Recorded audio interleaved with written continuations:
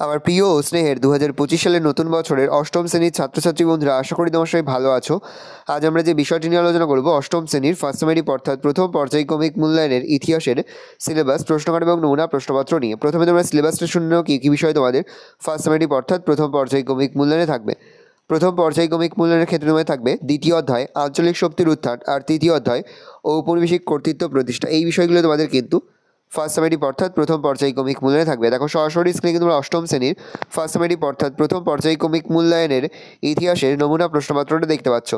Full marks তোমাদের রয়েছে 30, আর সময় তোমাদের রয়েছে 1 ঘন্টা। একের দাগে রয়েছে সঠিক উত্তরটি বেছে নিয়ে লেখো যে কোনো 8টি, প্রতিটি প্রশ্নের মান 1 করে 1 × 8 = 8। প্রথম, ফারুকশিয়ার ছিলেন মুঘল বংশের দাস বংশের তুগলক বংশের, তবে মুঘল বংশের।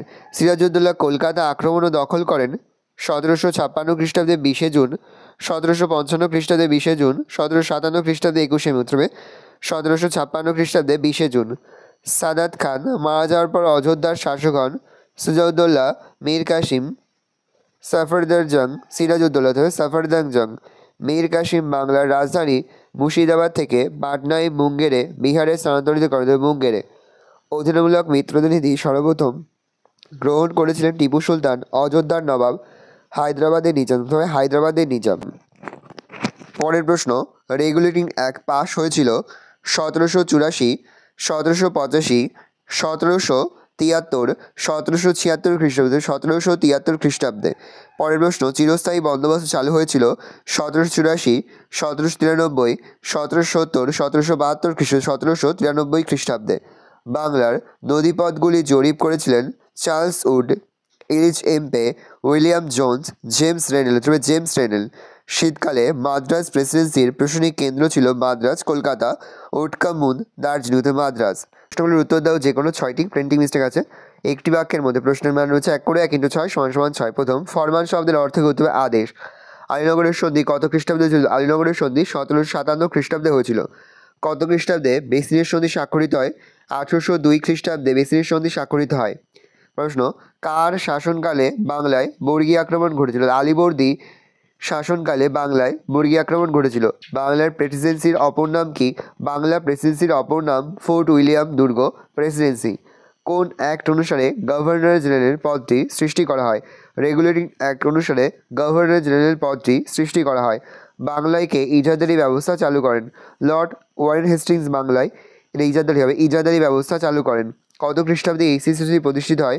1784 খ্রিস্টাব্দে এসিসি সোসাইটি প্রতিষ্ঠিত হয়। তিনি তাকে রয়েছে নিচে যে কোনো 3টি প্রশ্ন 2 থেকে 3টি বাক্যের মধ্যে প্রশ্নের মান 2 করে 2 × 3 = 6। প্রথম, দস্ত কাকে বলে? 1717 খ্রিস্টাব্দে ফারুক স্যার ইংরেজদের বাৎসরিক 3000 টাকা শুল্কের বিনিময়ে বাংলায় বিনা শুল্কে বাণিজ্যের অধিকার প্রদান করেন। এই অধিকার সম্মিলিত আদেশনামা দস্তক নামে পরিচিত। অধীনমূলক মিত্রনীতি কি? ব্রিটিশ কোম্পানির গভর্নর জেনারেল লর্ড ওয়েলেসলি কোম্পানির সাম্রাজ্য বিস্তারের উদ্দেশ্যে তিনি তাকে রয়েছে নিচে যে কোনো 3টি প্রশ্ন উত্তর দাও। 2 থেকে 3টি বাক্যের মধ্যে প্রশ্নের মান 2 করে 2 × 3 = 6। দস্তক কাকে বলে? 1717 খ্রিস্টাব্দে ফারুক শিয়ার ইংরেজদের বাৎসরিক 3000 টাকা শুল্কের বিনিময়ে বাংলায় বিনা শুল্কে বাণিজ্যের অধিকার প্রদান করেন। এই অধিকার সম্মিলিত আদেশনামা দস্তক নামে পরিচিত। অধীনমূলক মিত্রনীতি কি? ব্রিটিশ কোম্পানির গভর্নর জেনারেল লর্ড ওয়েলেসলি কোম্পানির সাম্রাজ্য বিস্তারের উদ্দেশ্যে ভারতের দেশীয় রাজ্যগুলির স্বাধীনতা ও সার্বভৌম হস্তক্ষেপ করে তাদের অভ্যন্তরীণ বিষয়ে নিজেদের নিয়ন্ত্রণ প্রতিষ্ঠা করার এক নীতি প্রণয়ন করেন, যা ইতিহাসে অধীনমূলক মিত্রনীতি নামে পরিচিত। হায়দ্রাবাদের নিজাম প্রথম অধীনমূলক মিত্রনীতি গ্রহণ করেন। পলাশী লুণ্ঠন কাকে বলে? পলাশীর যুদ্ধের পর ইংরেজ কোম্পানি বাংলার নতুন নবাব মির্জাফরের কাছ থেকে প্রায় 3000 কোটি টাকার সম্পদ আদায় করেছিল। এছাড়া কোম্পানির উচ্চপদস্থ কর্মচারী সহ রবার্ট ক্লাইভ মীর জাফরের কাছ থেকে ব্যক্তিগতভাবে প্রচুর সম্পত্তি পেয়েছিলেন। কোম্পানির তরফে এই অর্থ আত্মসাৎকেই বলা হয় পলাশী লুণ্ঠন। দেওয়ানি লাভ বলতে কী বোঝো? 1765 খ্রিস্টাব্দে মুঘল সম্রাট দ্বিতীয় শাহ আলম ইংরেজ ইস্ট ইন্ডিয়া কোম্পানিকে বার্ষিক 26 লক্ষ টাকা খাজনা প্রদানের শর্তে বাংলা, বিহার, উড়িষ্যার রাজস্ব আদায়ের অধিকার ইংরেজদের দান করেন। নবাবের এই ঘোষণার ফলে বাংলার সুবার দেওয়ানি ইংরেজরা লাভ করেছিল। টিকা লেখা উডের প্রতিবেদন। 1854 খ্রিস্টাব্দে জুলাই মাসে বোর্ড অফ কন্ট্রোলের সভাপতি চার্লস উড শিক্ষা সংক্রান্ত একটি প্রতিবেদন পেশ করেন। যা উডের ডেসপ্যাচ নামে পরিচিত। এই ডেসপ্যাচের মাধ্যমে ঔপনিবেশিক সরকারকে প্রাথমিক থেকে বিদ্যালয় স্তর পর্যন্ত একটি সুগঠিত শিক্ষা কাঠামো গড়ে তোলার পরামর্শ দেওয়া হয়। এই প্রতিবেদনের সুপারিশে কলকাতা, বোম্বাই ও মাদ্রাজে 3টি বিশ্ববিদ্যালয় গড়ে ওঠে। মেকলে মিনিট কি? লর্ড বেন্টিংয়ের শিক্ষা সচিব লর্ড মেকলে 1835 খ্রিস্টাব্দের 2রা ফেব্রুয়ারি এদেশে শিক্ষা সংক্রান্ত একটি সুপারিশ সমৃদ্ধ প্রতিবেদন সরকারের কাছে পেশ করেন, যা মেকলে মিনিট নামে পরিচিত। 4 দাগে রয়েছে নিচের যে কোনো 2টি প্রশ্নের উত্তর দাও। 4 থেকে 5টি বাক্যের মধ্যে প্রশ্নের মান 5 করে, 5 গুণ 2 = 10। দ্বৈত শাসন ব্যবস্থা বলতে কি বোঝো? ফারুকশিয়ারের ফরমানের গুরুত্ব কি? 2+3।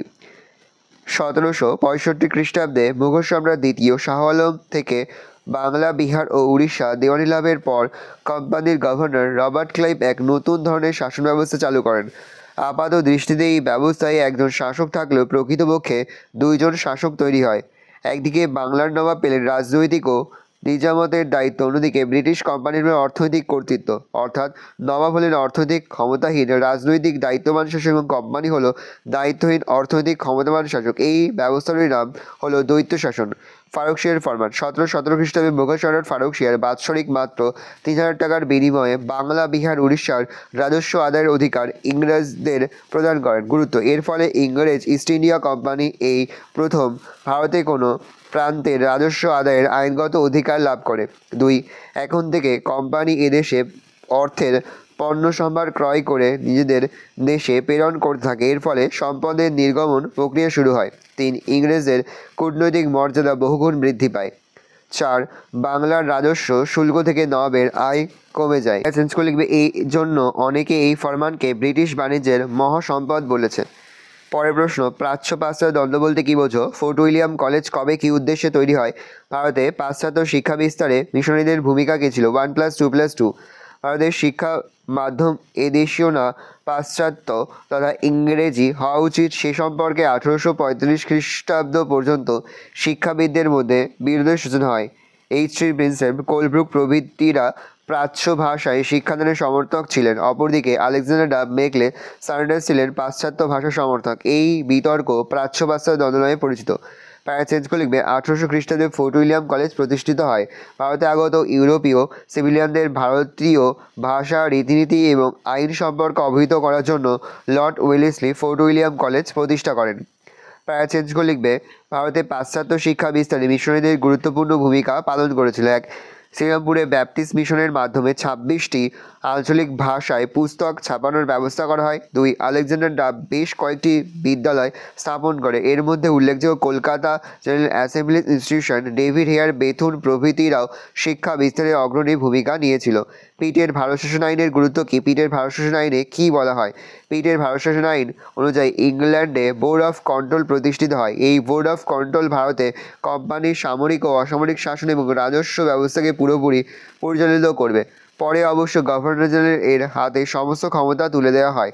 পিটের ভারত শাসন আইনে বলা হয় যে কোম্পানির শাসন সংক্রান্ত ক্ষমতার উপর ব্রিটিশ পার্লামেন্টের নিয়ন্ত্রণ প্রতিষ্ঠা হবে। 2. বোর্ড অফ কন্ট্রোল তৈরি করা হবে। 3. এই আইনে গভর্নর জেনারেল এর ক্ষমতাকে নিরঙ্কুশ বলে ঘোষণা করা হয়। ভালো করে দেখে নাও, এই রয়েছে টোটাল তোমাদের ফার্স্ট সামারি অর্থাৎ প্রথম পর্যায়ক্রমিক মূল্যায়নের 8ম শ্রেণীর ইতিহাসের কোশ্চেন। এবার ভালো করে কোশ্চেনটা দেখে নাও। আশা করি ভিডিও ভালো লেগেছে। ভিডিওটা ভালো লাগলে ভিডিও লাইক করে দিতে ভুলবেন না। আমার চ্যানেল নতুন হওয়া লাইক করে সাবস্ক্রাইব প্রেস করে পাশে বেল আইকনটা প্রেস করো, যখন নতুন করে ভিডিও আপলোড করি সবার ফার্স্ট নোটিফিকেশন তোমরা পেয়ে যাও। আর এই ভিডিওটি তোমার বন্ধু বান্ধবী আত্মীয় সবার মধ্যে কিন্তু অনেক শেয়ার করে, 1 বছর 8ম শ্রেণীতে পড়ছে।